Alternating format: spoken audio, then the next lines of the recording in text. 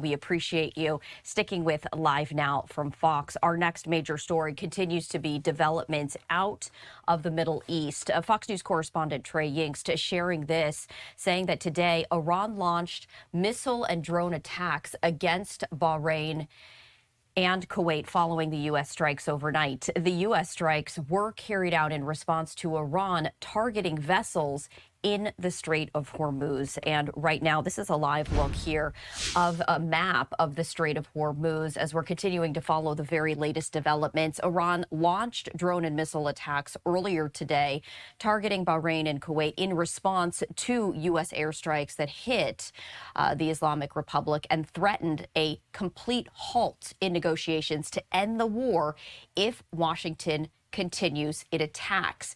Efforts to reopen the Strait of Hormuz without Iran's direct oversight started the latest crossfire and have imperiled negotiations for a lasting ceasefire. The multinational maritime body overseen by the U.S. Navy said Saturday that it would expand a route near Oman for both inbound and outbound traffic, setting up a new flashpoint with Tehran.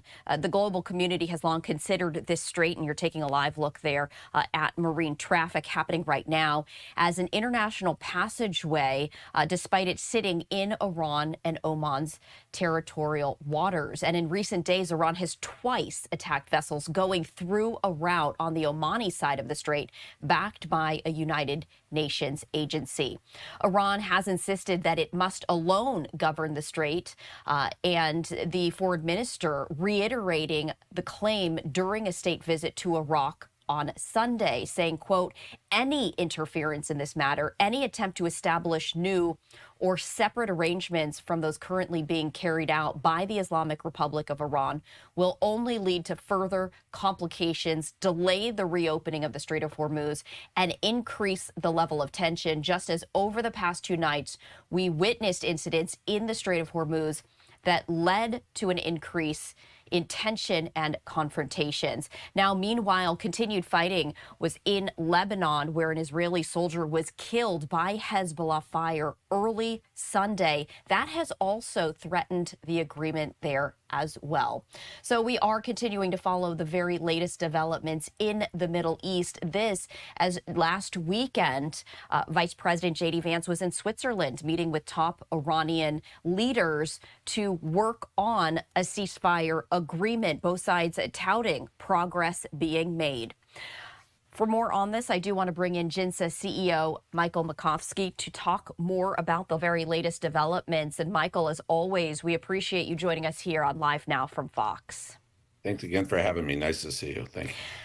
Michael, I wanted to start off today with the very latest developments that Iran has launched missile and drone attacks against Bahrain and Kuwait following the U.S. strikes overnight. This comes 1 week after Vice President J.D. Vance was in Switzerland working with Pakistani mediators, speaking with Iranian leaders to work towards a ceasefire agreement. What do you make of these latest developments? Well, I think there are a few points. I think broadly what's behind this, but that, before getting into specifics, is I think we had about 38 days of military conflict. We had a ceasefire since April 8th. Then, as you point out, there was this MOU that was hashed out by Vice President Vance. And I think that these attacks by the Iranians partly reflect the fact that the MOU makes them feel triumphant. I mean, even though the United States and Israel, really pounded the Iranians and inflicted a lot of damage on Iran, the ceasefire and the obvious, I think, desperation of the administration to work out some diplomatic arrangement, a deal with the Tehran regime, plus I think the many concessions that the administration has given Iran has emboldened Iran. I mean, it's an irony that I think militarily the U.S. and Israel clearly came out of this overall, with some exceptions, with many military successes. But then I think, we mortgaged a lot of that with this MOU, which made major concessions to the Iranians. So you could see it on their faces in the video in Switzerland. They felt they won, and they're acting like it here. So that's one broad point. The MOU is a little ambiguous about this in terms of working out administration of this, the flow of oil. And I think the Iranians want to make clear that they're the ones that are going to determine what comes in and what comes out of the Strait of Hormuz. So we've had these tit for tats. They hit a tanker, so then the U.S. sent kind of our military in the Middle East, then we respond. We had some communication sites, radar sites, some other things.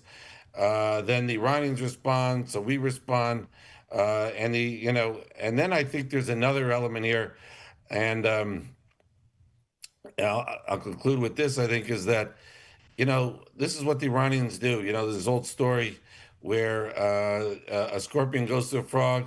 Could I go on your back and you carry me across the river? And the frog says, but you're going to sting me. And the scorpion says, why would I do that? Then we'll both drown. So the frog takes the scorpion. They start going across the river. The scorpion stings the frog. The frog looks up and says, why did you do that? And the scorpion says, because I'm a scorpion. And that's the same thing here. The Iranians, this is what they do. They violate ceasefires. You can't trust anything they say. And they want the U.S. out of the region. They want to dominate the Strait of Hormuz. Michael, taking a look back at how Iran has previously handled these negotiations, the U.S. knows the strategy that Iran is employing. So what's the strategy of the United States? They're clearly going into these talks with some agenda and some reason behind it. What do you think that is? What does the United States need to get out of this in order for them to consider it successful? Yeah, it's a very good question. And I think what they wanted out of this, I think what the administration wanted out of this is that they felt at some point during the war that they weren't, oil prices were going up. The options of dealing with the nuclear sites involve more risks than I think President Trump wanted to, felt comfortable living with. The idea of opening the Strait of Hormuz to the extent that, that the U.S. military wanted to, also involve certain risks that the president didn't want. So we felt like his options weren't good. I'm not saying what I agree with this or not. I'm just saying how I read it. And the oil price is going up, and there's midterms in November, and the war seems not as popular, isn't overly popular or is unpopular in many among many segments of the U.S. population. So they wanted to get out, and they cut a deal. They sought a deal with the regime, hoping that this would lower oil prices and hopefully lead to the MOU envisions a 60-day negotiation period, even though it took about 60 days from the ceasefire to even get to the MOU. So the idea is another 60 days to work out something and try to resolve things with the Iranians. And if we come to an agreement on the nuclear, not so much on the missiles. Actually, the MOU does not talk about ballistic missiles, but especially on the nuclear issue, then the Iranians allow certain things on the nuclear side that reduces the risk from them. Then, as Vice President Vance says, okay, we could have a whole new relationship with the Iranians. There could be an investment fund and that revives Iran's economy and so on. I think that's what the administration, how they're thinking about it. I personally don't agree with how they're going about that. And I think what we've seen in the last couple of days kind of shows I think some of the errors in their way. Is it realistic to think that a ceasefire agreement can be reached when we take a look at some of the sticking points that continue to be issues? Yeah. First of all, the Iranians have said that they haven't made any concessions on the nuclear. They don't discuss it. They haven't made any commitments. That's the main thing, I think. And President Trump has correctly been very focused on this. And to his credit, I think, has tried to help clean the mess that has accumulated over the years that has allowed Iran to build its nuclear program so much and actually also build up its conventional forces so much. I mean, we hit them for 38 days with the Israelis, and they're still standing, and they still have a lot of capability left. So I think President Trump trying to clean that up.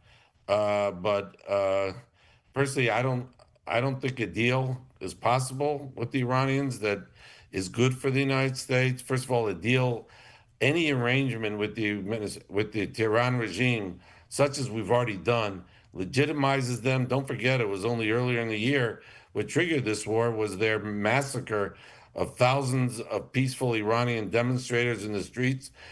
And President Trump told them, the regime, don't do this. And he told the people, help is on the way. But when you do a deal with the regime like this, you legitimize them. When you make concessions that unravel a lot of the sanctions structure that we've imposed on Iran that deny them access to oil revenue, you're enriching the regime. You're enabling them to survive longer and oppress their people and fire missiles and give money to their proxies, such as Hezbollah in Lebanon, that could kill Israeli soldiers and Israeli civilians. So to me, this was the wrong way to go about it. I think the only way you get something out of the Iranians is if you put more pressure on them, and especially if you make them feel that the regime is going to collapse, because that's what they care about the most. And Michael, I'm glad that you brought up the Iranian people, because that's very separate from the regime itself. President Trump continuing to urge the people to seize this opportunity to overthrow the regime. We haven't heard much recently about what's actually happening among the population there in Iran. Is there any, insight that you can share with us? Is there still, the hope that there will be, an uprising? Is there confidence within the, Iranian general public that they feel empowered to do so? What's the mood there? What are the chances that this could happen? No, I agree with you. I think I'm glad you brought that up, because I think they are the piece of this puzzle that have been effectively ignored, and often by a lot of the media as well. Obviously not on this show, but and I think ultimately it's the Iranian people that are going to decide how successful our war has been with Iran and not. And I actually was disappointed to hear J.D. Vance, our vice president, say, I think last week, we could have a new relationship with the Iranian people.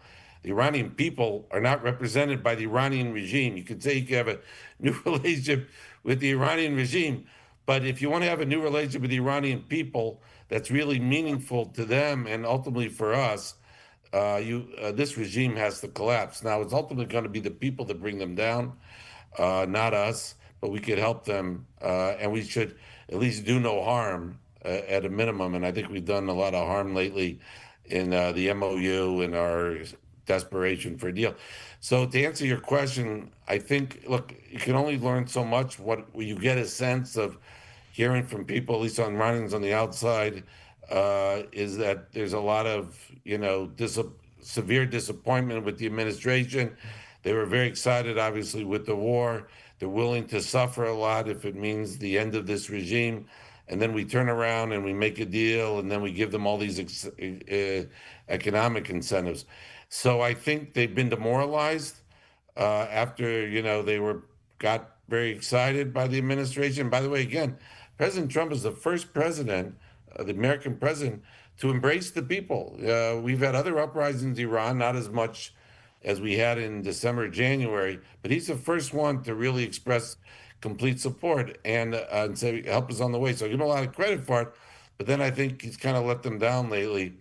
And I think, so to answer whether they'll rise again, it's obviously, I think we made it harder for them by enriching the regime and making the regime feel emboldened, which by definition demoralize the Iranian people, who overwhelmingly detest this regime.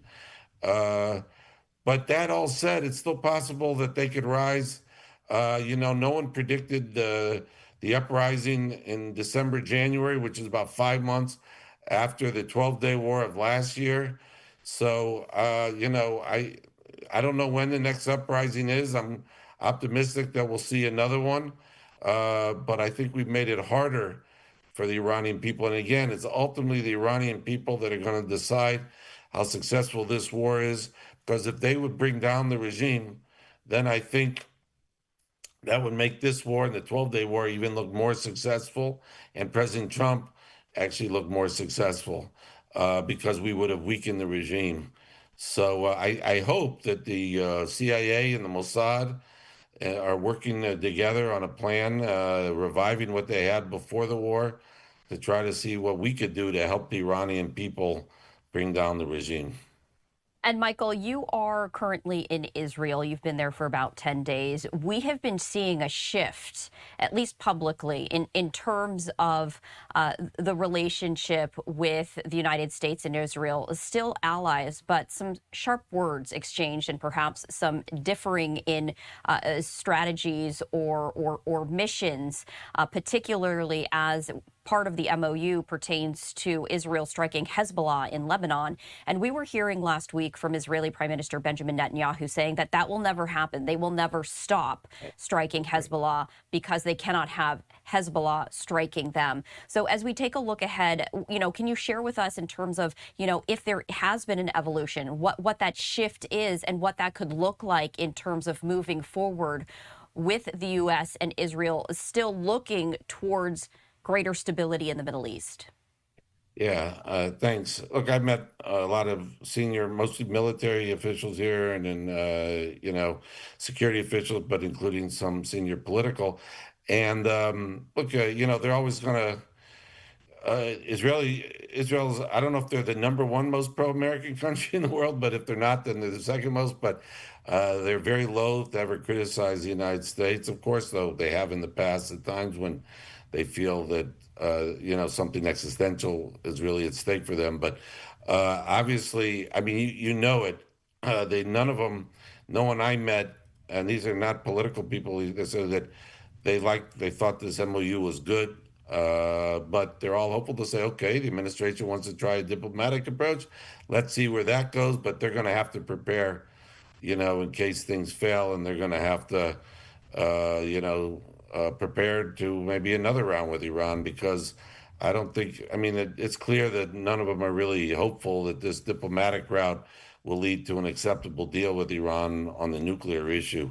So, and as you point out correctly, I think one of the things, among others, they didn't like all the concessions to the regime in Iran, which pretty much indicated that they're going to use a lot of this new revenue, as they usually do, to suppress their people, to give money to Hezbollah and other proxies that will attack U.S. and Israeli and other of our allies. But the Lebanon thing, I think, struck a particular nerve with Israel.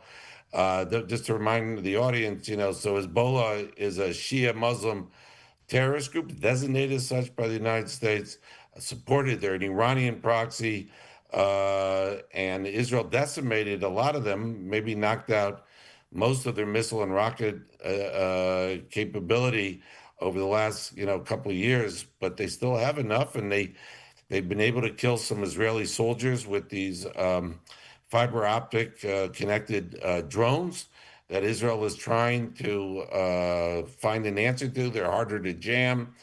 But this was something they could not allow that Iran would have a veto over what's happening in southern Lebanon, which is over Israel's northern border. And I think what made it particularly shocking for the Israelis and to me, frankly, is that we allowed this linkage in the MOU. It specifically says the ceasefire with Iran extends to Lebanon, giving the Iranians effectively a veto, or at least a heavy influence, on what happens in Lebanon. Why should the Iranians have any influence?